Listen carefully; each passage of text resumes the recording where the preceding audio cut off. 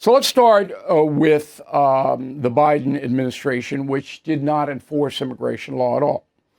And that cost the U.S. taxpayer $150 billion a year. So you add it up, and that's $600 billion, almost $1 trillion. And that'll go on for the next 10 years. And that's relocation of the migrants, migrant enforcement, entitlements, on and on and on and on. An amazing amount of tax money. And the situation is still unsettled because Biden allowed 14 million foreign nationals to come into the United States, almost all of them unattended and unsupervised. So now President Trump promised to clean that up, and he is, but the pushback is substantial from the far left, which wants open borders. They do not want any constraints on foreign nationals coming to the USA.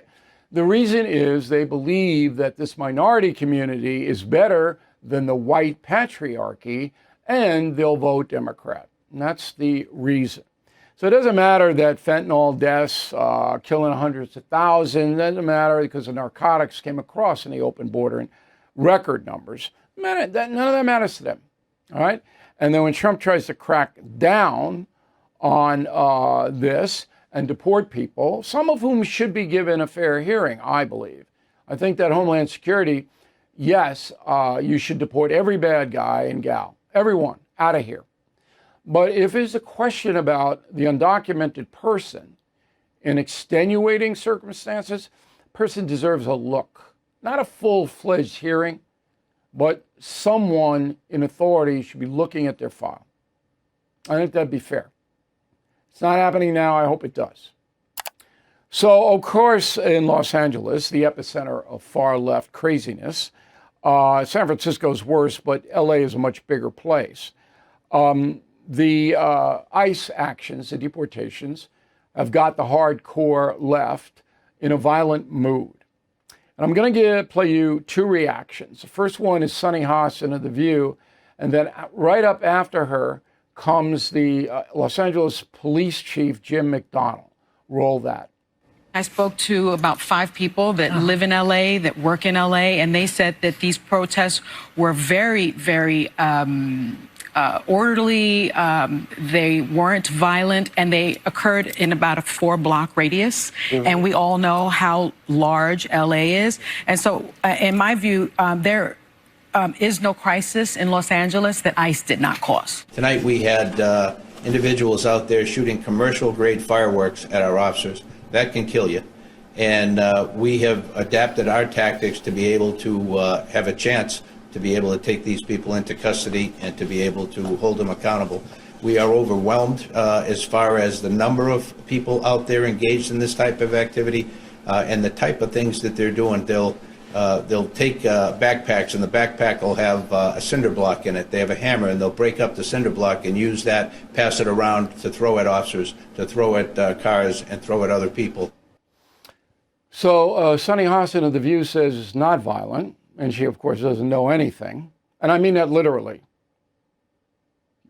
And then the police chief, in pretty good detail, says we're overwhelmed. As soon as Chief McConnell said that, McDonnell, I should say, President Trump ordered a guard in. Because if a local police chief says we're overwhelmed, and the governor of the state, Gavin Newsom, isn't going to order the guard in, and still hasn't, by the way, then you as president have an obligation to protect citizens in Los Angeles and federal property, and that's why that happened. Okay. Now, the Democratic Party is lined up against Trump, no surprise.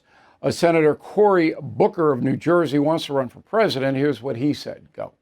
Well, the president is trying to say that protest and dissent is unpatriotic. I believe when you have a president who is violating the laws of our land, not to protest, not to dissent, is unpatriotic. And so peaceful protest has been how we all got here. I am standing here because of a product of people who peacefully protested. But it wasn't a peaceful protest, and Booker knows that, so Booker is lying to you and to me and to everybody else. He is lying. Why? Because he hates Trump and wants to be the nominee for the Democratic Party. That's why he's lying, but That's the way he's lying. And then he says a president who violated the laws of our land. Like what? Are you talking about the civil actions against Trump? What are you talking about? What did he violate? Booker, he'd probably go, oh, it was New York City. Look, these people, and I am generalizing now, Booker, Hostin, the left in general. Number one, they hate Trump. If you watch the No Spin News on Thursday, and I hope you do go over and check it out on BillO'Reilly.com, you'll see that Trump hatred is now an industry. And it's an industry. And these people they're not phonies. They hate him. If he died tomorrow, they'd be happy. Okay? And I explain why. I'll go right through it. But when you have that kind of a climate, then protecting me and you, protecting the people from 14 million foreign nationals who are here, and 10% of every group is evil, and you'll see that in my book, Confronting Evil, out in September. 10% of every group, Catholic priests, Buddhist monks, whatever it may be, they're evil. It's always been that way since the Neanderthals are running around. So if you got 14 million Biden lets in, 1.4 are going to do damage by the calculation. But these people never acknowledge that, ever. Oh, no, they're hotel workers. They're farmers. No. And then you say, well, and then they all say the same thing. Well, if they're criminals, we don't want them here. Well, what do you think? You can't get the criminals unless you conduct ICE raids. You can't. ICE has got to go in. And every time they do, they find heinous people. Problem is, there should be a mechanism in Homeland Security that if it's not apparent that the undocumented migrant is a threat, then there should be a review of the person's case. How did you get here? What do you do here? Where do you live? How do you make a living? You shouldn't just be expelled with the criminals. I think that's a fair thing. You couldn't do court hearings for all of them. That'd be impossible. But you could have a review by the federal government because it's all on the computer. And if the Trump administration would put that in, that would defang a lot of the protests. But they'll never say, oh, okay, Sonny Hostin and Behar and Whoopi and all, they never go, oh, all right, now we're on board. Never, ever in a million years. Trump is the devil and everything he does is wrong. Now, thank God the American people don't subscribe to that. And there was a Quinnipiac poll out, which Quinnipiac has not been accurate since the War of 1812. It's a bad poll. I don't even know why they do it. I mean, they weren't even close in a presidential race of 24. But they say that most Americans object to Trump's immigration policy. It's not true. Most Americans support them. They don't want anarchy. They don't want what Biden delivered. And the kicker on this is Kamala Harris had some ridiculous statement about the LA riots. It was close to being true. If she had won, there wouldn't be any crackdown on anything.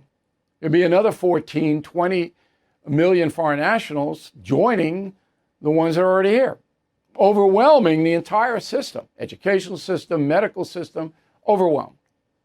And somebody should tell the Pope. Okay, you just can't. There's not enough tax money in the world to do this.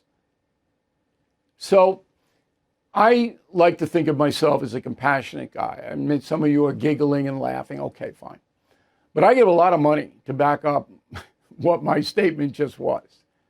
And I've helped undocumented migrants when I feel that I can help and it's not breaking the law or enabling more people to come. But if I see somebody starving or bleeding, I'm going to help them. I don't care whether they're documented or not.